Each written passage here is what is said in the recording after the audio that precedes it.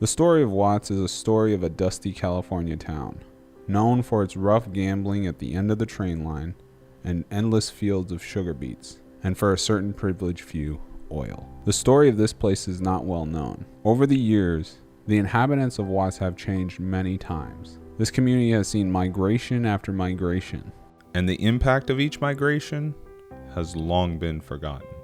Yet the effects of the public policy currently in play, the effects of oppression, the effects of choices made over all these years still resonates through untold thousands. Right after the First World War, Watts began to really take shape.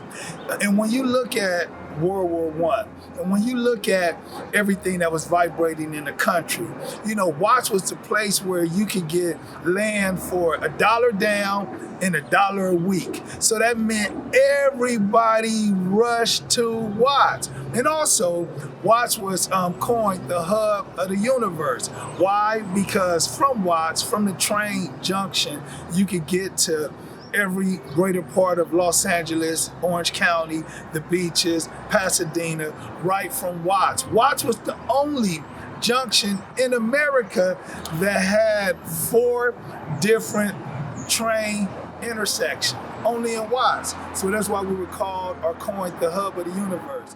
Watts has not always been a black community. Emancipation Proclamation did not include inclusion.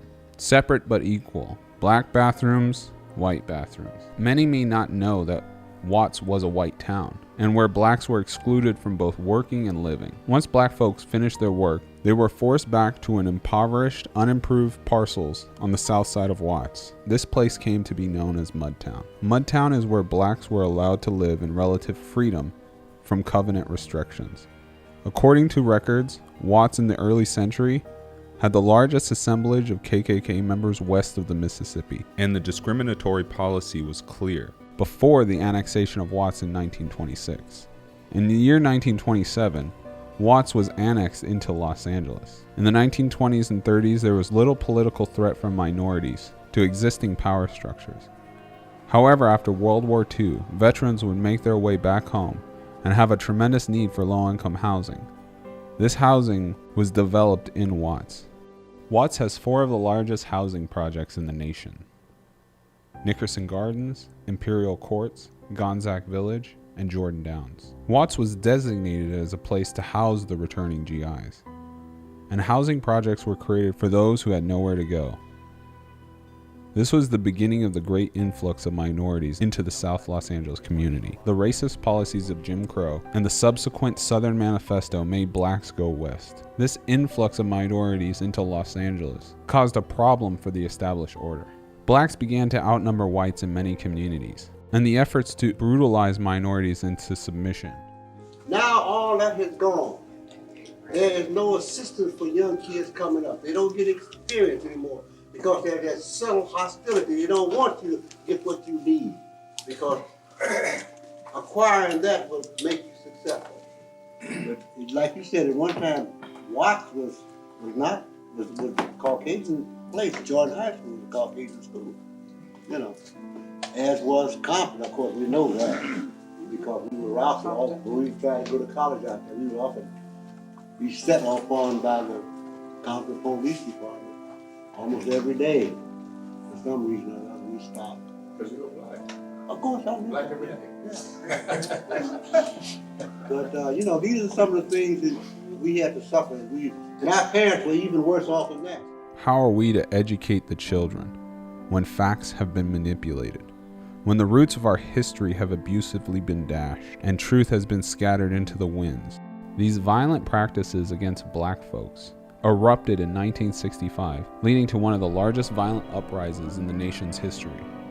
The Watts Revolt was a message that was heard loud and clear around the world. And this event caused many folks to flee the South LA area. Policy is one of the most profound tools to bring enforcement and control to any community. And policy would be the natural method to bring oppression to poor blacks in South Los Angeles, using development, political power, and environmental tactics. And historically, in this community, 2 things took place. They illegally evicted black people from residencies. They criminalized them, drugged them, did whatever they needed to do. And then they began to house immigrants that needed sanctuary and overcharged them for the fact that they were immigrants. And on both sides, they violated the people who lived together in this community. They violated the immigrant and took advantage of them. They violated the black population, and then they pitted us against each other so that we weren't looking at what they were doing to us.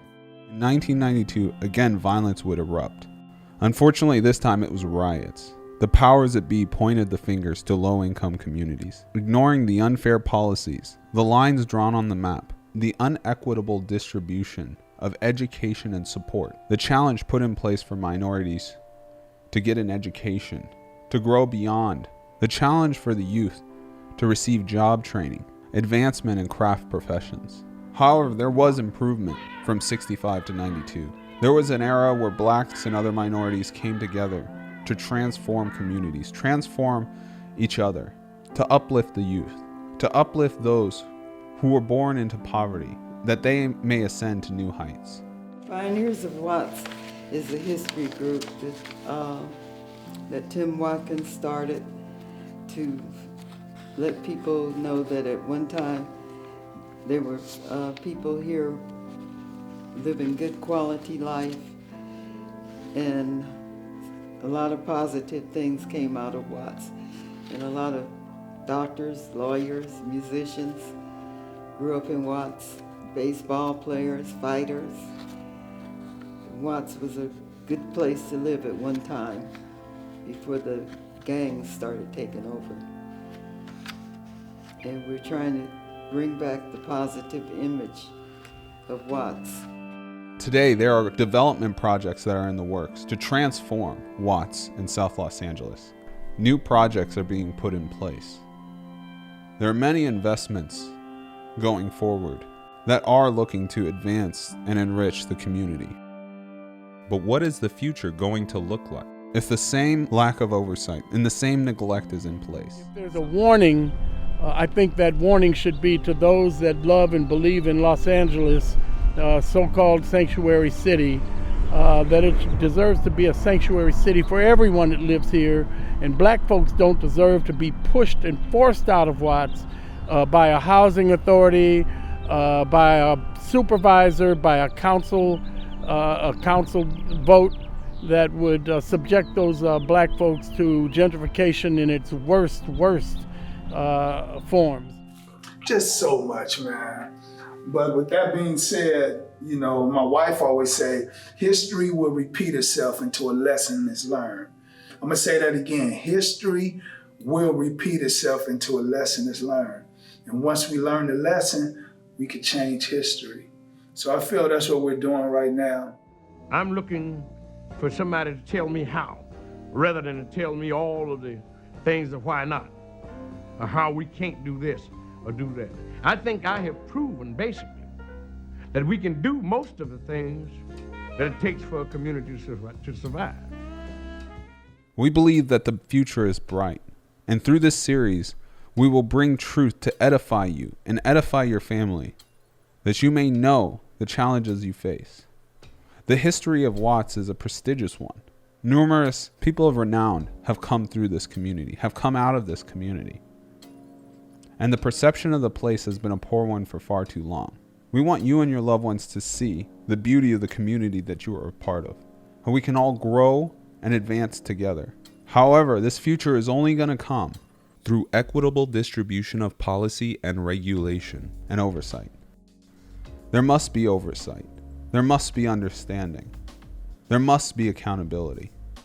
The history of Watts is one of a great lack of accountability. There's no consequences to the officials and regulators who are not doing their job. Together, we can make this change. Get involved and connect with us at the Better Watts Initiative.